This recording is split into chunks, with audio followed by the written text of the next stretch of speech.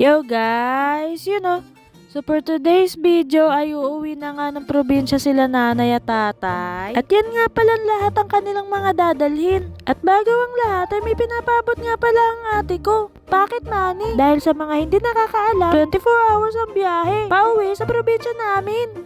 Paglabas ko nga pala ng kwarto ay nakita ko na kagad si nanay at tinabot ko na ang kanyang pocket money. Pambili-bili ng kanyang makakain. Thank you.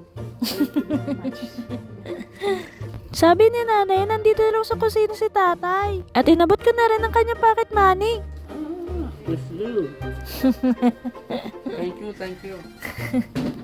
Alas 3 nga pala ng madaling araw ay nagsigising na rin kami. At dito ay nagkarga na rin kami ni Rainiel ng mga dadali nila nanay dyan sa Hindi ko na alam ang aking sasabihin. Basta kinarga na namin lahat. Dahil ihatid namin sila sa terminal ng bus sa Maynila. Ito nga at nag-aayos na rin sila. At andito sa may likod si tatay at si Rainiel. Kaming 5 nga pala magkakasama. Medyo nakakalungkot din. Dahil matagal silang nagstay dito. Kaso ngayon ay need na talaga nilang bumalik sa probinsya.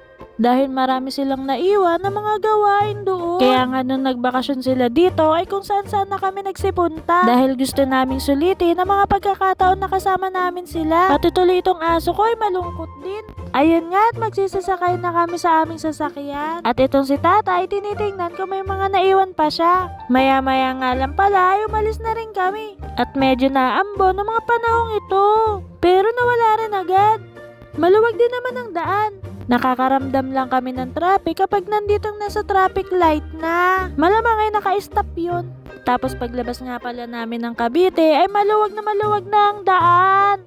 Dahil walang masyadong sasakyan. Maya-maya nga ay nakarating na rin kami sa bus terminal. At dito ay hindi na ako nakapag-video. Nababa na rin namin ang mga gamit. At nasa loob na rin ang bus sila nanay at tatay. Pero kailangan na rin namin umuwi. Dahil magbubukas pa kami ng tindahan.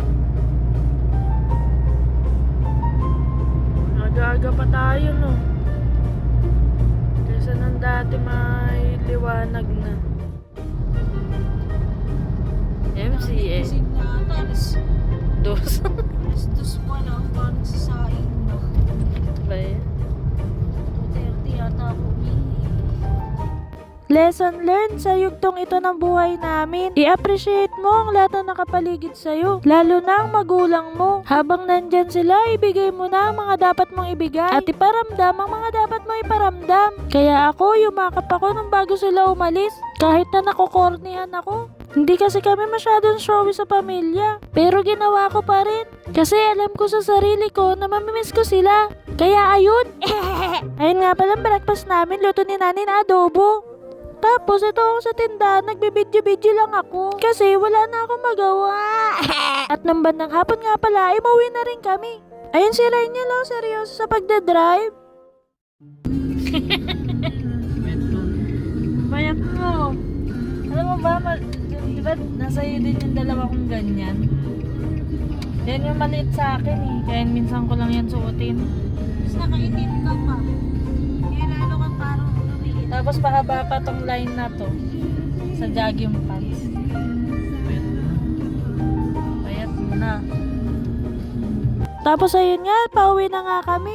Pero meron muna akong sasabihin sa inyo mga guys.